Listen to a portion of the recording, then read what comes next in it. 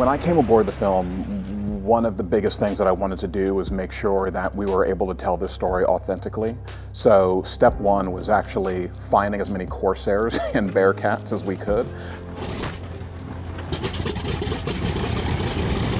So we sort of scoured the United States with the help of our aerial team led by Kevin LaRosa to find where these planes were.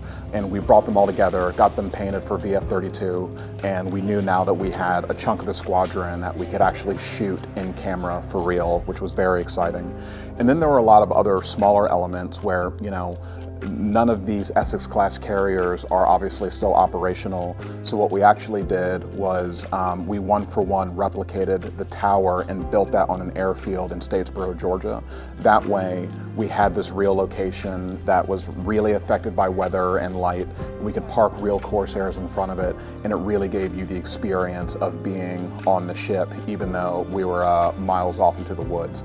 So much of what we were trying to do in this process was just to make it feel real, make it feel like you were really there with Jesse and Tom in 1950.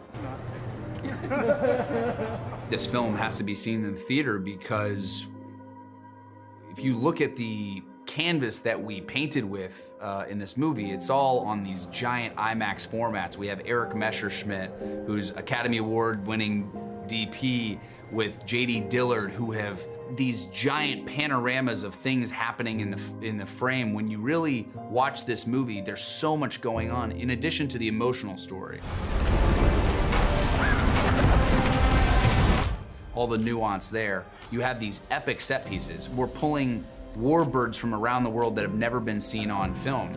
I mean, this is really for aviation nuts, for any veteran to see what we're putting on the screen. It's never been done before. So for me, it's just a really exciting thing. And audiences, if you want to experience this movie and experience it correctly, mounting IMAX cameras on warbirds and doing everything that we're doing in this film, you'd be doing yourself a disservice to not be watching it on the biggest format you possibly can.